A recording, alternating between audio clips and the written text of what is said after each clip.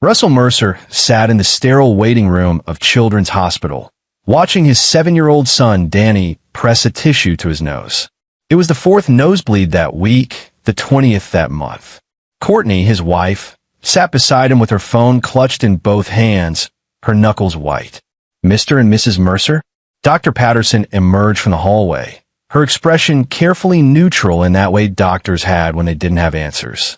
Russell stood, placing a hand on Danny's shoulder. The boy looked up at him with trust that made Russell's chest tighten. They filed into the consultation room. Dr. Patterson pulled up Danny's chart on her computer, the screen filled with test results and reference ranges. We've completed the full hematology panel, the imaging, and the specialized coagulation studies. I wanted to review everything with you. Russell leaned forward. And everything is normal. Dr. Patterson's voice carried frustration. Blood cell counts, platelet function, clotting factors, even the rare bleeding disorders, all within normal parameters. There's no anatomical abnormality in his nasal passages, no tumors, no structural damage. Then why does he bleed every single day? Courtney's voice rose. Sometimes twice a day. He's terrified to go to school. Russell worked as a documentary filmmaker, spending years investigating stories others overlooked. He'd built a career on finding patterns in chaos, on asking the right questions when answers seemed impossible. This was different. This was his son, and every logical avenue led nowhere. I want to run a toxicology screen, Russell said. Comprehensive. Everything you can test for. Dr. Patterson nodded slowly. That's test 14. It'll take a few days for the results. In the meantime, keep doing what you're doing, monitor the episodes, avoid any blood thinners, and document everything.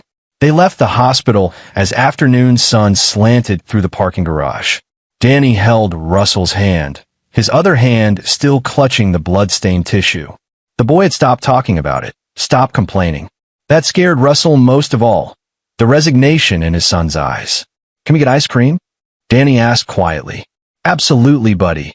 Russell lifted him up despite the boy insisting he was too old for it. Danny wrapped his arms around Russell's neck, and for a moment, the world contracted to just the two of them. Courtney walked ahead to the car, already dialing. Hi, Mom. Yeah, we just left. No, they still don't know anything. A pause. Okay, yes, we'll stop by tomorrow. Danny would love to see you. Geneva Bradley had been a constant presence since the nosebleed started, showing up at their door with casseroles and concern. Russell appreciated the help, theoretically, but something about his mother-in-law's hovering made his investigator instincts itch. Maybe it was how she always seemed to arrive right after an episode, her eyes scanning Danny with an intensity that felt wrong. They'd met 12 years ago when Russell was filming a documentary about old money families in New England. Courtney had been helping a charity event Geneva organized, and Russell had been struck by how different daughter and mother seemed. Courtney was warm, spontaneous, quick to laugh. Geneva was measured, controlled, her smile never quite reaching her eyes. Your mother knows we're seeing the chemist tomorrow? Russell asked as he buckled Danny into his car seat. She thinks it's a waste of time. Courtney started the engine. Says we should trust the doctors. The doctors have no answers. Russell turned to look at his wife. I'm not stopping until I find out what's wrong with our son. That evening, after Danny fell asleep, Russell sat in his home office reviewing footage from his latest project, a documentary about environmental toxins affecting children in industrial towns. His phone buzzed. A text from his research assistant, Devin Kirkpatrick. Found something interesting about that family you asked about. Call me. Russell stepped onto the back porch before dialing. Devin answered on the first ring. So, I did that background check you wanted on Geneva Bradley, Devin said. Took some digging. She scrubbed most of her past pretty clean. Most? She was married before Courtney's father. First husband died young, 32. Heart attack. They had a daughter together. Russell's pulse quickened. Courtney never mentioned a half-sister. Because the girl died. For years old. Acute poisoning, but they ruled it accidental. Said she got into cleaning supplies. Geneva was devastated, apparently. The marriage didn't survive it. She remarried 2 years later to Richard Bradley, had Courtney, and as far as public records show, never spoke about the first child again. Russell stared into the darkness of his backyard. "Send me everything you found." "Russell, why are you investigating your mother-in-law?" "Because something's wrong, and I can't figure out what." He ended the call and stood there for a long moment, pieces of a puzzle floating in his mind, not yet connecting but present. A dead child, a dead husband, and now Danny, bleeding inexplicably, declining despite normal test results. The next morning, Russell took Danny to Riverside Park. The toxicology results wouldn't be ready for 2 more days, and waiting felt like drowning. Danny wanted to play, to be normal, and Russell would give him that. They were at the duck pond when it happened. Another nosebleed, sudden and heavy. Russell grabbed napkins from his backpack, tilting Danny's head forward the way the doctors taught them. A man nearby, elderly with sharp eyes behind wire-rimmed glasses, approached. "That's a bad one," the man said. He had an accent Russell couldn't place. European maybe. "How often does this happen?" "Too often." Russell applied pressure to Danny's nose. "Every day, for 6 weeks." The man's gaze drifted down to Danny's wrist, where a silver bracelet caught the sunlight. Geneva had given it to him 2 months ago, right before his birthday. A family heirloom, she'd called it, worn by Bradley boys for generations. The man's face changed. Color drained from his cheeks, and he took a step back. "Where did he get that bracelet?" "His grandmother gave it to him." "What?" "Take it off. Now." The man's voice carried an urgency that made Russell's hands move before his mind caught up. He unclasped the bracelet, and Danny immediately rubbed his wrist where a faint rash had developed. "What is this?" Russell held the bracelet up. The man pulled a small knife from his pocket, the kind used for whittling. He scraped the inside of the bracelet's clasp, collecting a fine powder on the blade. His hand shook slightly. "I worked as an industrial chemist for 40 years. I've seen this before. Thallium sulfate." The man looked at Russell. "It's a rat poison, banned in most countries. Small doses cause bleeding, hair loss, nerve damage. The symptoms can mimic dozens of other conditions." Russell felt the ground shift beneath him. "Someone poisoned my son?" "The residue is inside the clasp. It would transfer to his skin, absorb into his bloodstream. Whoever gave him this knew exactly what they were doing." The chemist handed Russell a business card. "I'm Henry Elliott. I lecture sometimes at the university chemistry department. Have the bracelet tested, but do it quietly. If someone is poisoning your son, they can't know you've discovered it." Russell drove home in a daze, Danny beside him asking why they'd left the park so quickly.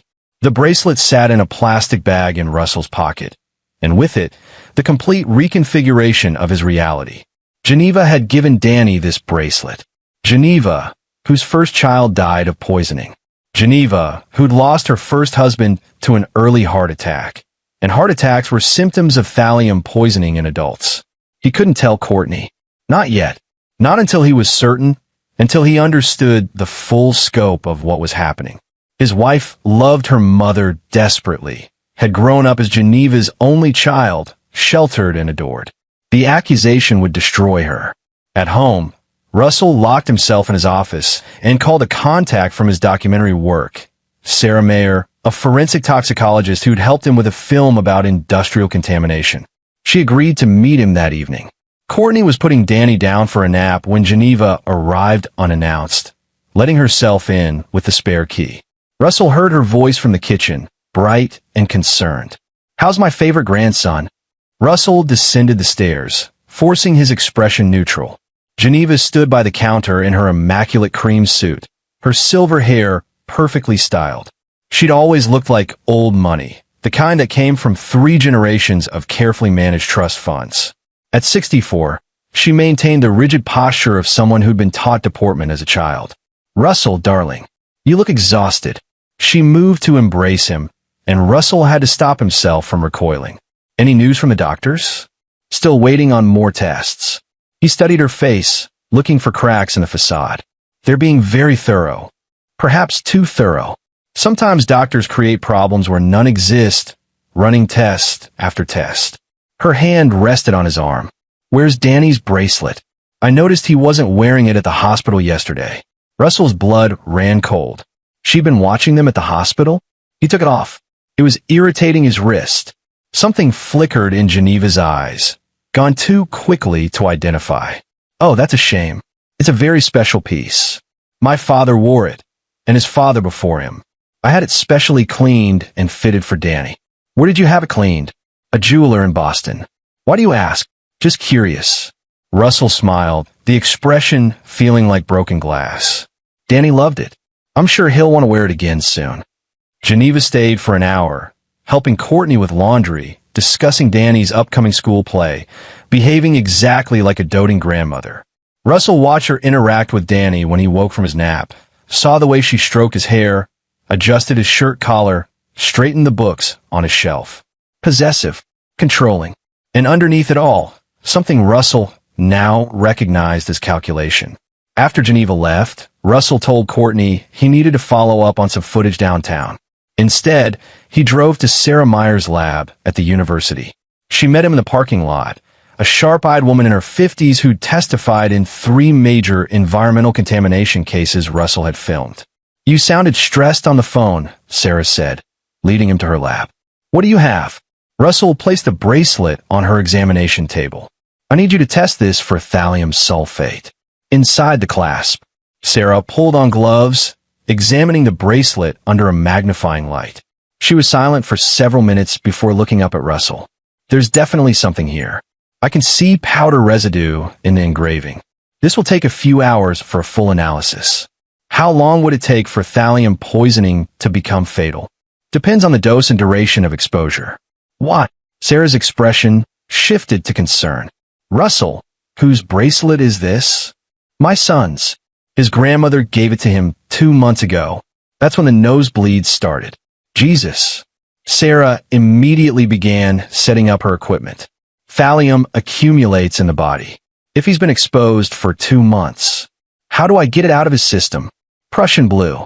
It's a chelating agent, binds to thallium, and helps the body excrete it. But Russell, if this is what I think it is, you need to go to the police. Not until I know everything. Russell sat heavily in a chair. The woman who gave him this bracelet is my wife's mother. She's wealthy, connected, and ruthless. If I accuse her without irrefutable proof, she'll bury me in legal proceedings and still have access to my son. Sarah nodded slowly. I'll have preliminary results in 3 hours. Full analysis by tomorrow morning. And Russell? Until then, keep that bracelet far away from your son. Russell spent those 3 hours in his car, parked at a coffee shop, researching everything he could find about thallium poisoning. The symptoms matched Danny's perfectly. Nosebleeds, fatigue, the slight tremor in his hands Russell had attributed to nervousness. Left untreated, thallium poisoning caused organ failure, neurological damage, death. His phone buzzed with a text from Courtney. Mom wants us to come to dinner tomorrow night.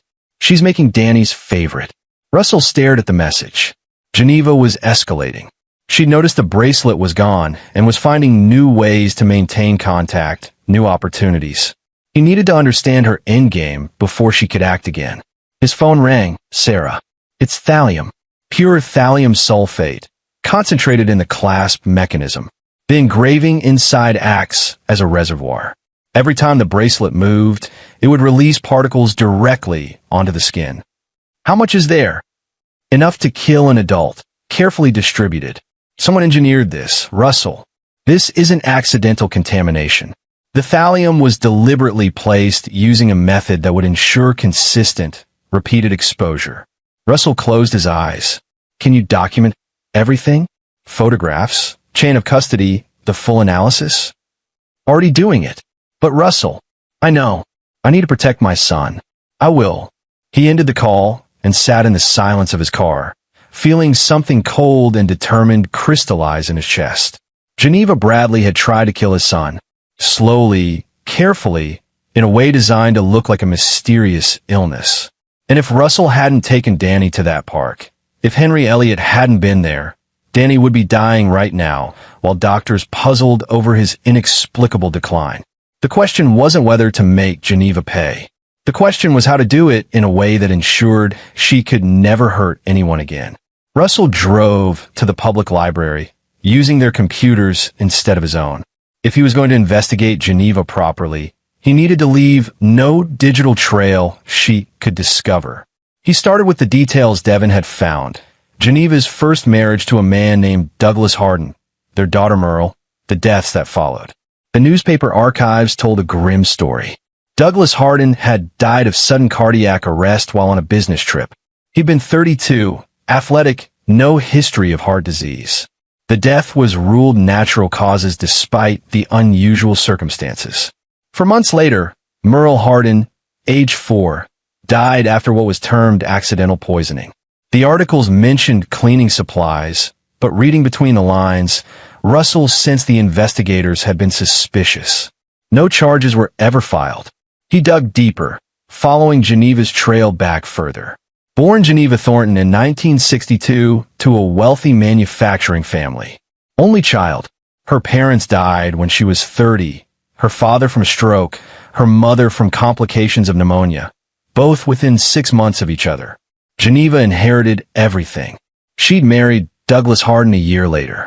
Russell found the wedding announcement, studied the photograph of young Geneva, so similar to the woman he knew, but with something different in her eyes. Something hungry. The pattern was there if you knew to look for it. People close to Geneva died, usually when their deaths benefited her financially or emotionally. And she was never quite close enough to be seriously suspected. Russell needed more. He called Devin again. I need you to find out everything about the Bradley family finances. Trusts, life insurance policies, anything involving Danny or Courtney. What am I looking for? I think Geneva has a reason beyond simple malice for wanting Danny dead. Find me the money trail. While Devin worked, Russell focused on the immediate problem, protecting Danny without revealing what he knew. He called Dr. Patterson's office, requesting an urgent appointment to discuss the toxicology results. The test Geneva had paid for wouldn't show thallium because no one had been looking for it. But Sarah's analysis would. Russell needed Danny on Prussian blue immediately, needed the thallium levels documented, needed irrefutable medical evidence of poisoning. That night, after Danny was asleep, Russell sat with Courtney on their back porch. The toxicology screen came back with something concerning. He said carefully, Danny has elevated levels of a toxic substance. The doctors want to start a chelation treatment. Courtney's face went pale. What substance? How did he get exposed? They're still determining the source. Could be environmental, could be something in the house. Russell hated lying to her, but the truth would shatter her. The important thing is we caught it early. The treatment will help. Oh my God. Courtney pressed her hands to her face. We need to tell my mother. She'll want to know. No. Russell's voice came out sharper than intended. Not yet. Not until we know more. You know how your mother gets. She'll panic. She'll interfere with the doctors. She'll make everything more complicated. Courtney looked at him strangely. Since when do you want to keep things from my mother? Since I realized how much she stresses you out when she's involved. Russell took his wife's hand. Let's handle this ourselves first, okay? Just us and the doctors. We can tell Geneva once Danny's better. Courtney nodded slowly, though doubt lingered in her eyes. Okay, but just for now. Russell knew he was running out of time. The moment Geneva learned Danny was receiving treatment that would eliminate the thallium from his system, she'd know someone had discovered her method. She'd either flee or find a new way to finish what she'd started. The next morning, Devin sent through his findings. Russell read the documents in his locked office, his anger building with each page. There was a trust, a substantial one, established by Geneva's parents, meant to pass to Geneva's descendants. But the terms were specific. If Courtney died before Geneva, the money reverted to Geneva's control. And if Courtney's children died before reaching adulthood, the trust dissolved entirely and the assets became Geneva's outright. Danny's death wouldn't just remove a grandchild Geneva clearly saw as competition for Courtney's attention. It would secure Geneva's financial future and give her complete control over Courtney's life. Russell's phone buzzed. A text from Geneva. I've planned a special lunch for Danny tomorrow. Just him and me, grandmother-grandson time. I'll pick him up at noon. Every instinct Russell had screamed danger. He texted back, Danny's not feeling well. Maybe next week. The response came immediately. Courtney said he's doing better. I insist, Russell. I hardly see him anymore. Russell stared at the message. Geneva was pushing, unwilling to wait now that her primary method had been discovered. She was adapting, planning something new. He needed to move faster. Russell called Henry Elliott, the chemist from a park. They met at a quiet diner far from Russell's neighborhood. Henry listened as Russell laid out everything he discovered. The deaths in Geneva's past, the trust fund, the pattern of poisoning. You need to go to the police, Henry said. With what? Circumstantial evidence about deaths 30 years ago. They'll investigate. It'll take months. And meanwhile, Geneva has access to my son. Russell leaned forward. I need something better. I need to prove what she did so thoroughly that she can't escape it. Henry was quiet for a long moment. What are you planning? I'm going to give her exactly what she wants. An opportunity. And I'm going to document everything. That's dangerous. So is waiting.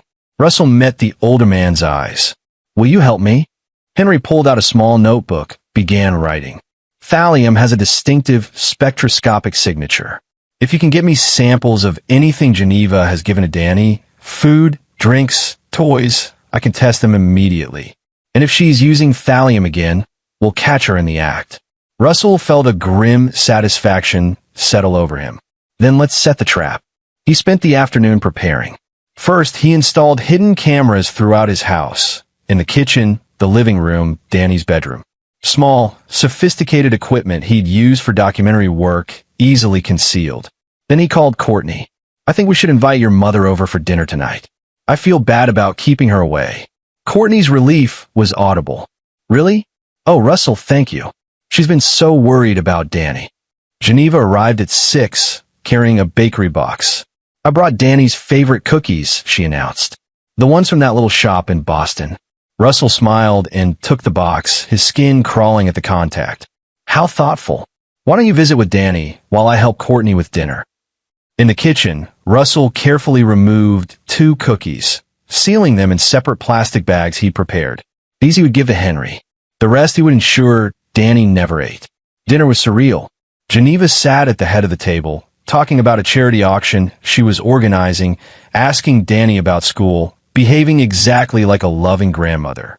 Courtney laughed at her mother's stories, and Russell played his part, passing dishes and pouring wine. But he watched. He watched Geneva's eyes track Danny's movements. Watch her maneuver closer to his water glass when she thought no one was looking. Watch her reach for Danny's plate to add more vegetables, her hand hovering over his food for just a moment too long. After dinner, Geneva insisted on tucking Danny into bed, reading him his favorite story. Russell stood in the doorway, every muscle tense, as she kissed Danny's forehead and adjusted his blankets with those careful, controlled hands. Sweet dreams, darling, Geneva whispered. Grandma loves you so much. When she left, Russell checked Danny's room thoroughly. Found nothing unusual, but the cameras were recording everything, and that was what mattered. Geneva stopped at the front door, turning to Russell while Courtney fetched her coat. I heard Danny's been seeing a new doctor, someone about toxins. Russell kept his expression neutral. News travels fast. I have friends at the hospital. Geneva's smile was pleasant, but her eyes were calculating. It's concerning that they found something environmental. We should have your whole house tested. I'll arrange it. That's generous, but we're handling it. I insist. Her hand closed on his arm, her grip surprisingly strong. Danny is my only grandchild. I won't have him at risk. Russell met her gaze, let her see nothing. Of course. Thank you, Geneva.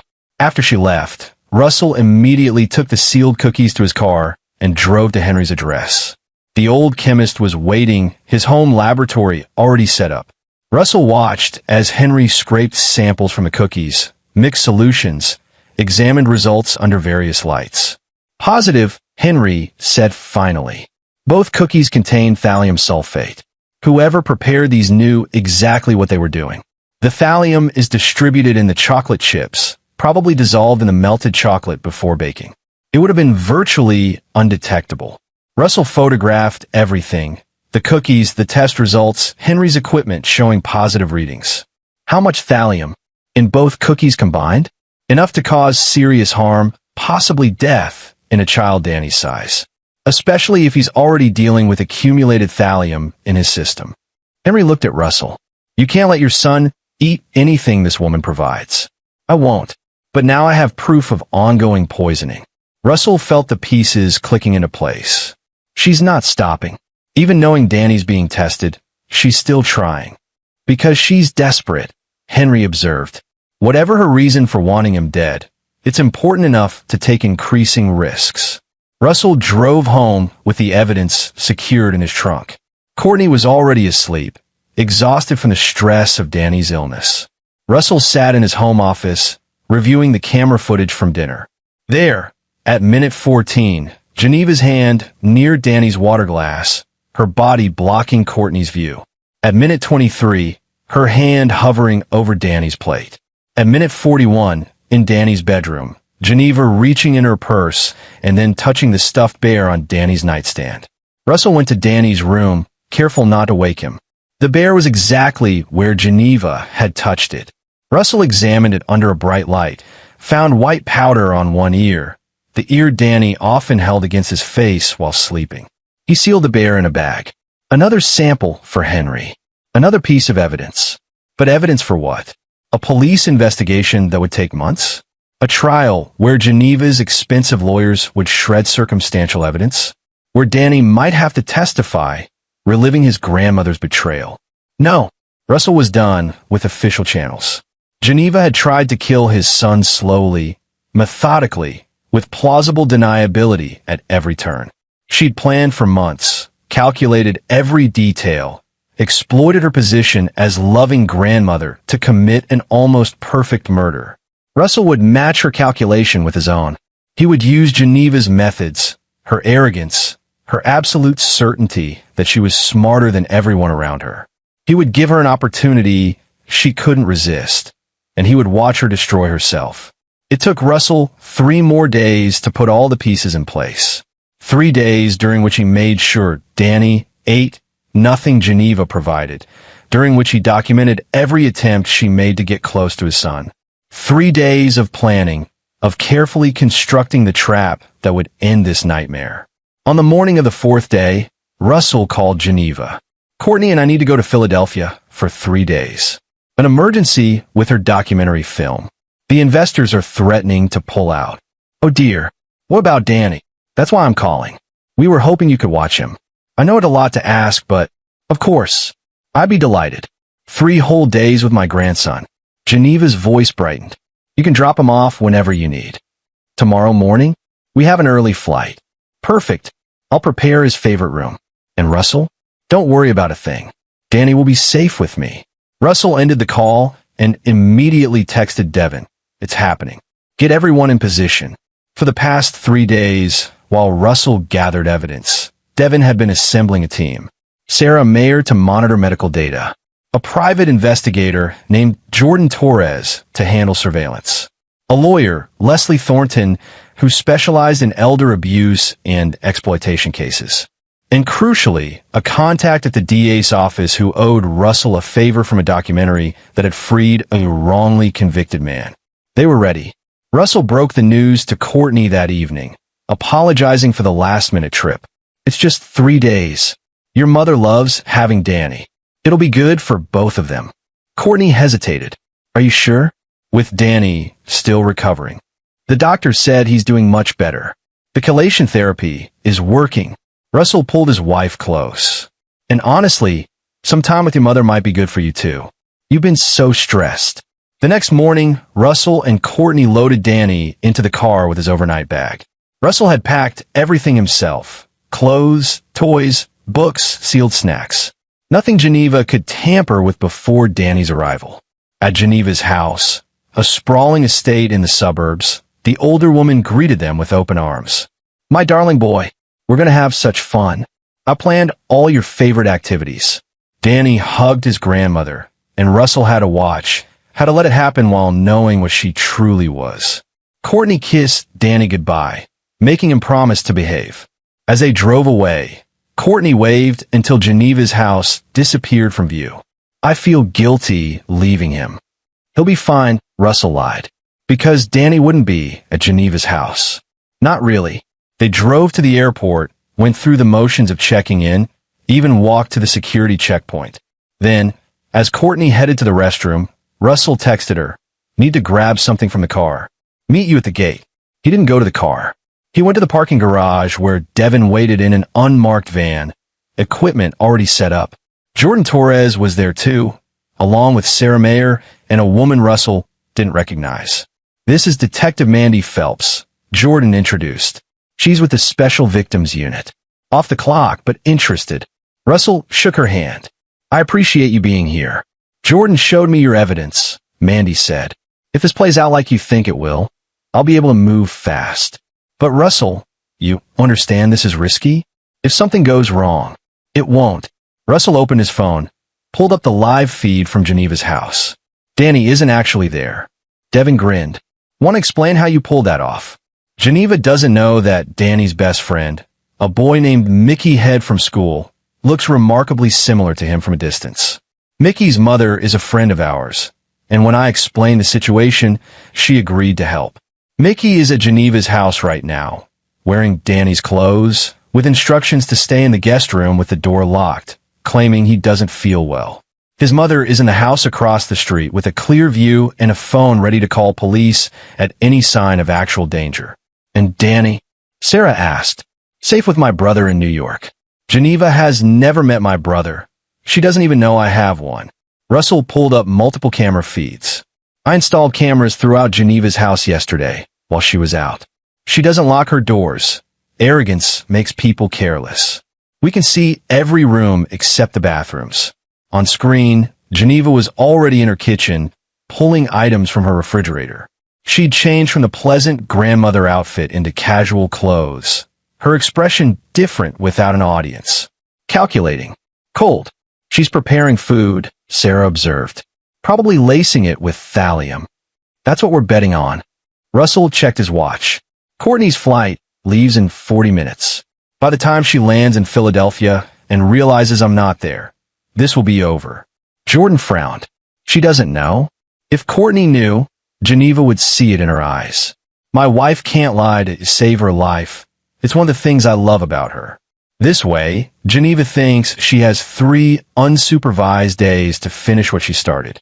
They watched in silence as Geneva worked in her kitchen, methodical and precise. She prepared a pasta dish, then carefully opened a small vial from her purse, adding its contents to the sauce. No hesitation, no remorse.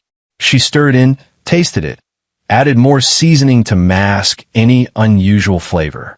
"Got it," Devin confirmed, recording everything. Clear poisoning attempt on camera. Geneva covered the pasta and placed it in the refrigerator, then moved to the guest room where Mickey was supposed to be resting. She knocked softly. "Danny, darling?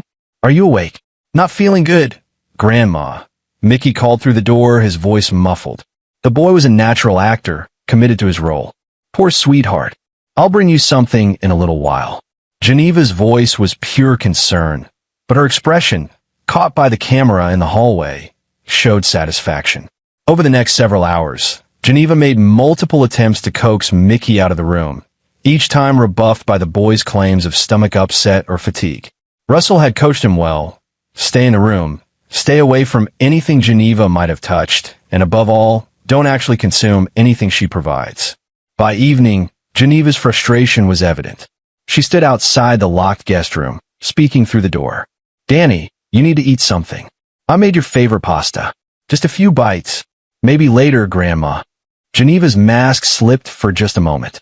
Her hand formed a fist against the door, her jaw tightened.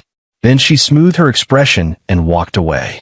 "She's panicking," Mandy observed. "She's on a timeline and her victim isn't cooperating.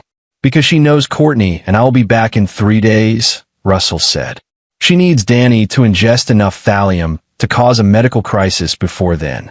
Something she can blame on a tragic accident while he was in her care." Sarah nodded. "It's actually smart from a poisoner's perspective.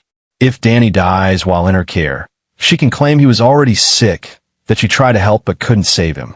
The grief-stricken grandmother would be above suspicion." At 10 p.m., Geneva tried a new approach. She knocked on the guest room door again. "Danny? Sweetheart, I'm worried about you. I think we should call your parents." Mickey, following Russell's instructions, responded, "No, don't call them. I don't want to ruin their trip. I'm just tired." Through the camera, Russell saw Geneva's expression shift. She was cornered, growing desperate, and desperate people made mistakes. At midnight, Geneva entered the kitchen again. This time, she pulled out a bottle of children's pain reliever, the kind Danny took for headaches. The camera captured her opening it, adding clear liquid from her vial to the medicine, then carefully resealing the bottle. "That's more concentrated," Sarah said sharply.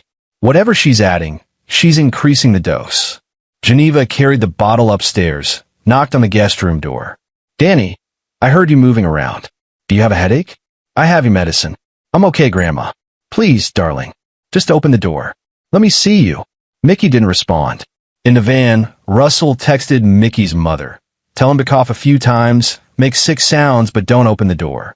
They heard Mickey cough, then the sound of retching. Geneva's voice turned sharp. "Danny, open this door right now. I feel sick." For a moment, Russell thought Geneva might actually force the door, but she stepped back, her expression murderous when she thought no one was watching. She returned to her own bedroom, and through the camera there, they watched her make a phone call. Devin enhanced the audio. Geneva was calling someone named Julio Sellers. "I need you to pick up a package tomorrow morning. Deliver it to an address, I'll text you." "And Julio? This needs to look like an accident. The boy is already sick, already weak. It should be easy." Russell's blood ran cold. Geneva wasn't just planning to poison Danny herself. She was hiring someone to ensure the job was completed. "That's conspiracy to commit murder," Mandy said, already on her phone. "I'm calling this in." "Wait." Russell held up a hand. "Not yet. We need to identify this Julio Sellers. Need to catch Geneva in the complete act. If we move now, she'll claim the conversation was about something else, that we're misunderstanding. Russell, one more day. Let her make one more move. But now we know she's escalating. Time to bring Danny back into play." At 3 a.m., after Geneva had finally gone to sleep, Russell entered her house using the key he'd taken from Courtney's key ring. He moved silently through the rooms, placing additional cameras, a GPS tracker on Geneva's car, and a small recording device in her purse. Then he photographed the tainted pasta, the medicine bottle, everything Geneva had prepared. He also took samples of everything, sealing them in evidence bags for later testing. Back in the van, Russell pulled up a new camera feed, this one from across the street. "Tomorrow morning, Danny's actually going to arrive. The real Danny, not Mickey. Mickey's mother will pick him up at dawn before Geneva wakes, and I'll bring Danny here." "Is that wise?" Sarah looked concerned. "Danny will never be alone with her. I'll be in the house, hidden, the whole time. But Geneva needs to see him, needs to believe her opportunity is real. And I need her to try one more time, on camera, with witnesses ready to intervene immediately." The next morning proceeded exactly as Russell planned. Mickey was extracted before sunrise. At 8 a.m., Russell brought Danny to Geneva's house, parking down the street. "Dad, I don't understand," Danny said. "You said I was going to stay with Uncle Tyler." "Change of plans, buddy. But here's the thing, this is really important. No matter what Grandma offers you to eat or drink today, you say no. Tell her your stomach hurts. Can you do that?" Danny nodded, though confusion filled his eyes. "Is Grandma sick?" "Something like that." Russell hugged his son. "I'm going to be nearby the whole time. If anything feels wrong, if you get scared, you go outside and wait for me."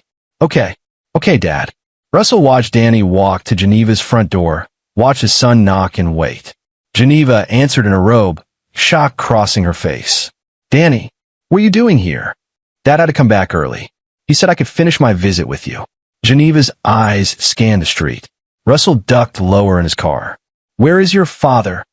"He had to go to a meeting. He'll pick me up tonight." Russell saw Geneva's mind working, saw her recalculate. She ushered Danny inside, already moving toward the kitchen. "Have you had breakfast?" "I'm not hungry." "Nonsense. Growing boys need to eat." In the van, Russell monitored every move. Jordan Torres was positioned on the street with a clear line of sight to every exit. Sarah had a medical kit ready. Mandy Phelps had a team on standby 3 blocks away. Geneva prepared eggs, toast, orange juice.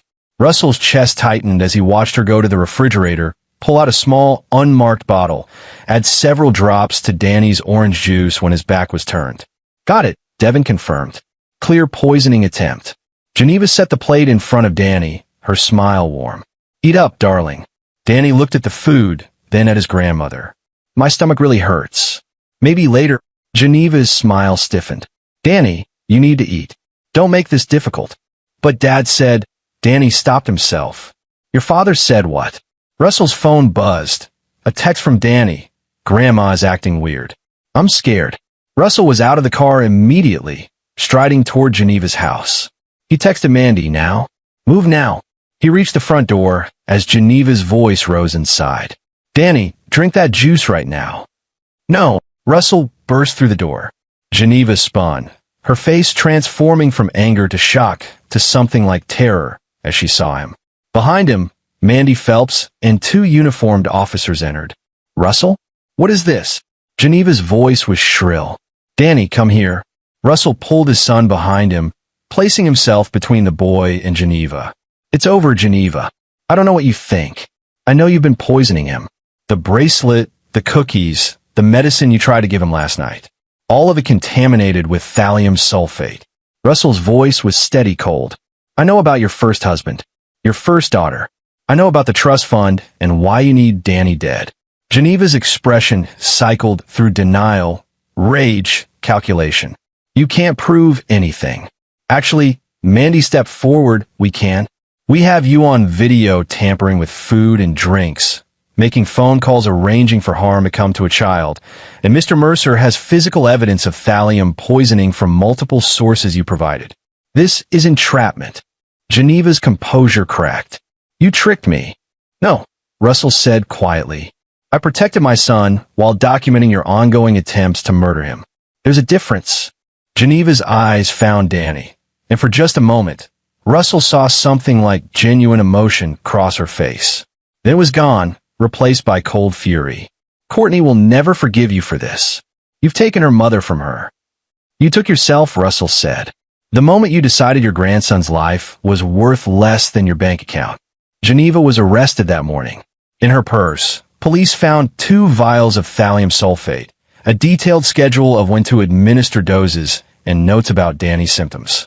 In her safe deposit box, they would later find documentation of previous poisoning cases she'd studied, medical journals with passages highlighted about undetectable toxins. The evidence was overwhelming. Geneva Bradley had spent months planning the perfect murder, and Russell had documented every step. Over the following weeks, more details emerged.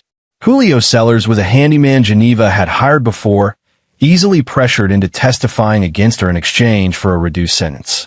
He revealed that Geneva had approached him about taking care of a problem, offering him $50,000 to ensure an accident happened to a child who wouldn't be missed much anyway. The investigation into Geneva's past uncovered even darker truths. Her first husband, Douglas, had been insured for $2 million. His death ruled natural despite thallium poisoning symptoms. Their daughter Merle had indeed died of poisoning, but the detective who'd investigated maintained detailed private notes expressing his certainty that Geneva was responsible. Without proof, he'd been overruled. Geneva's own parents had died under suspicious circumstances, both with symptoms consistent with gradual poisoning. She was a serial killer who'd operated for decades, using her wealth and social position as shields, choosing victims carefully and maintaining perfect deniability. Until Russell. The trial was swift. Geneva's lawyers tried to claim she was being framed, that Russell had planted evidence, that the whole thing was an elaborate custody dispute. But the evidence was irrefutable. The cameras, the tested samples, the witnesses, the confession she'd made to Julio Sellers on a recorded phone line. Geneva Bradley was convicted of attempted murder, conspiracy to commit murder, and aggravated assault. The prosecutors also pursued charges for her first husband and daughter, though she refused to confess to those crimes. She was sentenced to 30 years in prison. Given her age, it was effectively a life sentence. Russell sat in the courtroom as the verdict was read, Danny beside him. His son had been through therapy, processing the betrayal from someone he'd loved and trusted. It would take time to heal, but Danny was young, resilient. He would recover. Courtney had been devastated. The revelation about her mother had shattered something fundamental in her worldview. She'd moved through stages of denial, anger, grief. But she'd also chosen to believe Russell, to trust the evidence even when every instinct screamed that her mother couldn't have done these things.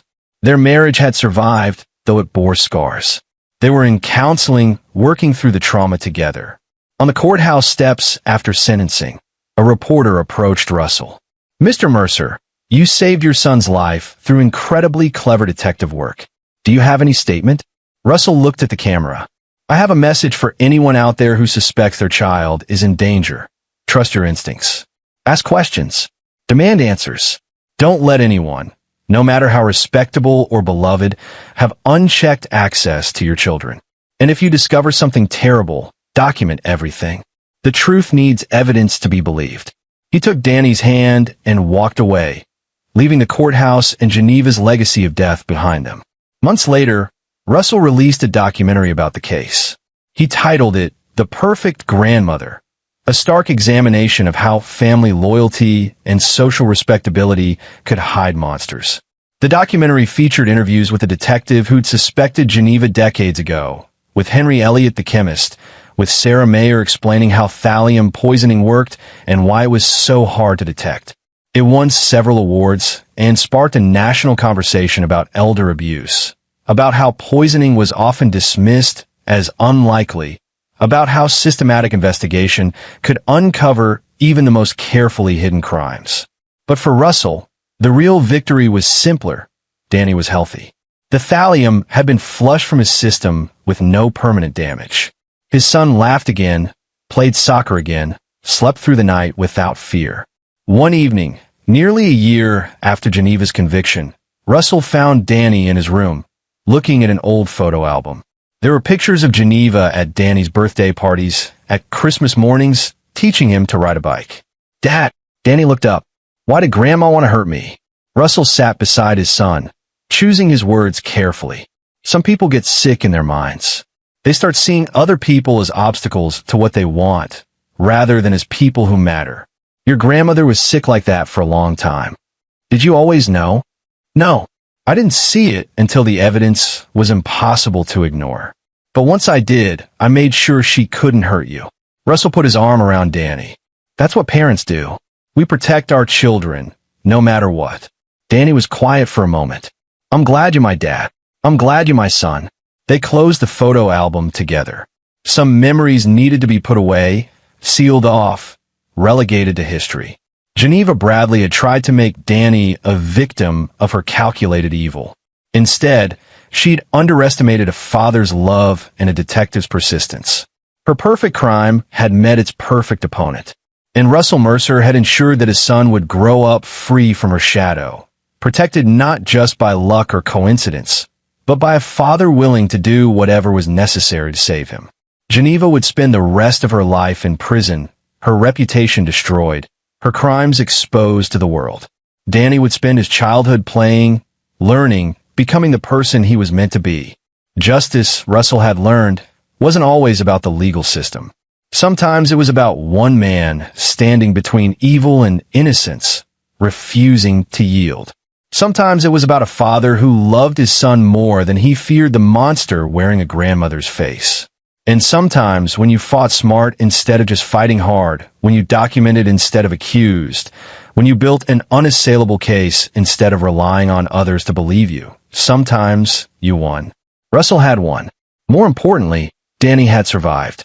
That was all that mattered. And there you have it. Another story comes to an end. What did you think? I'd love to hear your thoughts in the comments below. If you enjoy this story, consider joining our community by subscribing. It means the world to us. For more stories like this one, check out the recommended videos on screen. And I'll see you there.